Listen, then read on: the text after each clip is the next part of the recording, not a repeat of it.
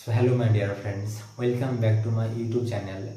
मेरा नाम Suman Bhowmik and I am here to help you to overcome your stammering issue. So आज के इस वीडियो का टॉपिक है top 3 exercise to overcome your stammering issue at home. So let's understand the video step by step. So the first and the number 1 tips is belly breathing or the diaphragmatic breathing pattern.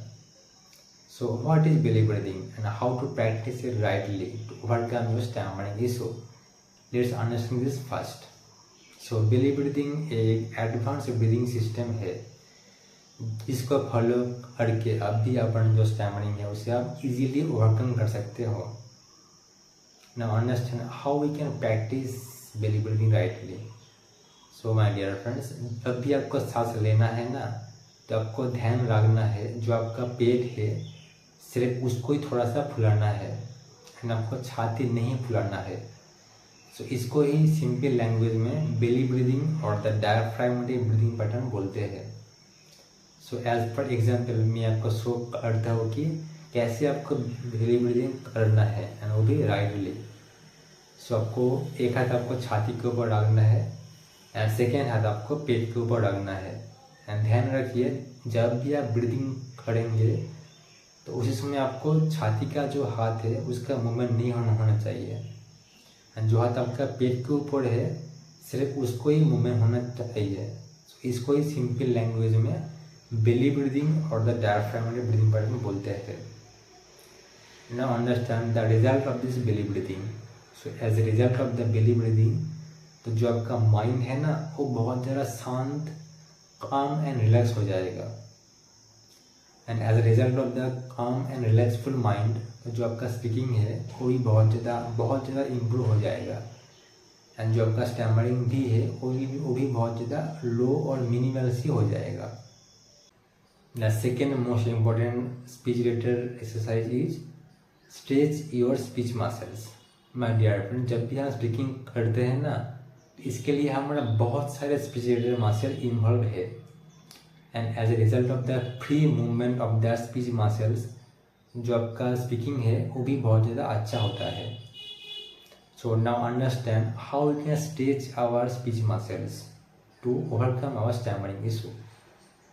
So as per example मैं आपको show करता हूँ कि कैसे आपको थोड़ा सा speaking जो मसल्स है उनका थोड़ा सा स्ट्रेचिंग करना है। तो जो आपका शोल्डर एरिया है तो आप ऐसे कर सकते हो कि ऐसा सिर्फ आपको 1 से 2 मिनट तक ही करना है। देन आपका जो जॉ मसल्स है यहाँ पे जिन सारे मसल्स है इसके साथ बोलते हैं जॉ मसल्स। तो यहाँ पे आपको ऐसे करना है कि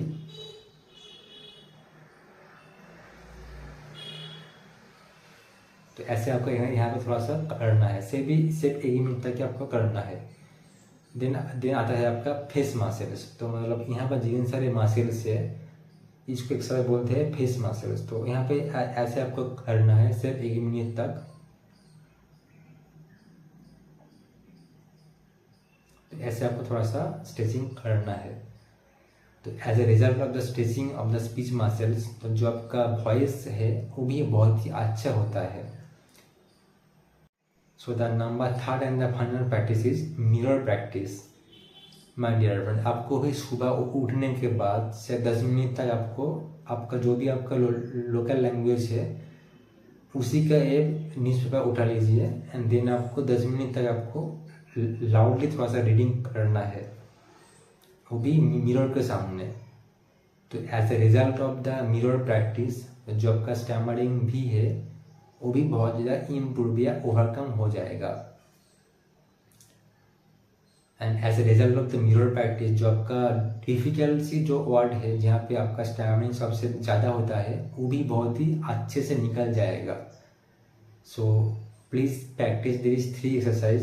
that is the number 1 is हमारा बेली ब्रीदिंग और the diaphragmatic breathing pattern. Number 2 है हमारा stretch your speech muscles. Number 3rd is हमारा mirror practice. So thank you so much for watching this video. Have a great day. Thank you.